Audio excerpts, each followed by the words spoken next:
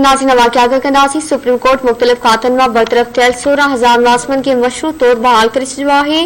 Supreme court जे पंचरुकनी Lajpat bench जे सरबराह justice Amrita Bandial मुख़्तसिर फ़ैसिलो पढ़ी ॿुधायो। ग्रेड 8 खां मथे जे मुलाज़िमनि खे टेस्ट पास करण जी सूरत में बहाल कयो वेंदो। फ़ैसिले में चयो वियो आहे त नाअहली ऐं करप्शन में मुलविस मुलाज़िमनि खे कंहिं बि सूरत में बहाल न कयो वेंदो। आगाही वियामा के सुप्रीम कोर्ट मुख़्तलिफ़ खातन मां बरतरफ़ थियल 16,000 मुलाज़िमनि खे मशरूत तौर बहाल करे छॾियो आहे। सुप्रीम कोर्ट जे पंचरुकनी लाजपत बेंच जे सरबराह जस्टिस अमृता बंदयाल मुख़्तसिर फ़ैसिलो पढ़ी ॿुधायो।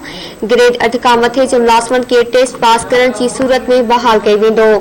फ़ैसिले में चयो वियो आहे त नाअहली ऐं करप्शन में मुलविस मुलाज़िमनि खे कंहिं बि सूरत में बहाल न कयो वेंदो।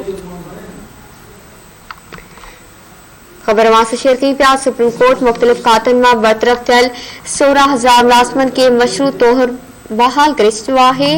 सुप्रीम कोर्ट जे पंचरुकनी लाजपत बेंच जे सरबराह जस्टिस अमृता बंदयाल मुख़्तसिर फ़ैसिलो पढ़ी ॿुधायो। ग्रेड 8 खां मथे जे मुलाज़िमनि खे टेस्ट पास करण जी सूरत में बहाल कयो वेंदो। नाअहली ऐं करप्शन में मुलविस मुलाज़िमनि खे कंहिं बि सूरत में बहाल न कयो वेंदो।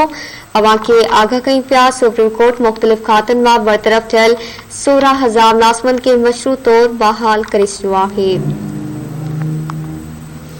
सुप्रीम कोर्ट जे पंचरुकनी लाजपत बेंच जे सरबराह जस्टिस अमृता बंदयाल मुख़्तसिर फ़ैसिलो पढ़ी ॿुधायो।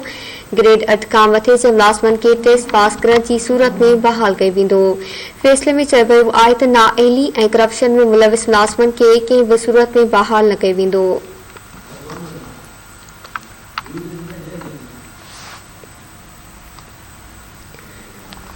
आगाही वियामा के सुप्रीम कोर्ट मुख़्तलिफ़ खातन मां बरतरफ़ थियल 16,000 मुलाज़िमनि खे मशरूत तौर बहाल करे छॾियो। सुप्रीम कोर्ट जे पंचरुकनी लाजपत बेंच जे सरबराह जस्टिस अमृता बंदयाल मुख़्तसिर फ़ैसिलो पढ़ी ॿुधायो।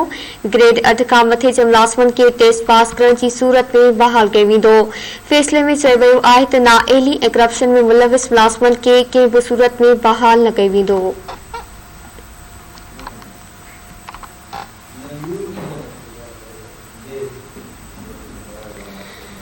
आगाही वियामा के सुप्रीम कोर्ट मुख़्तलिफ़ खातन मां बरतरफ़ थियल 16,000 मुलाज़िमनि खे मशरूत तौर बहाल करे छॾियो आहे।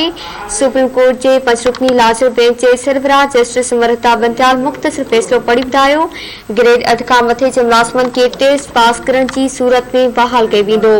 फ़ैसिले में चयो वियो आहे त नाअहली ऐं करप्शन में मुलविस मुलाज़िमनि खे कंहिं बि सूरत में बहाल न कयो वेंदो।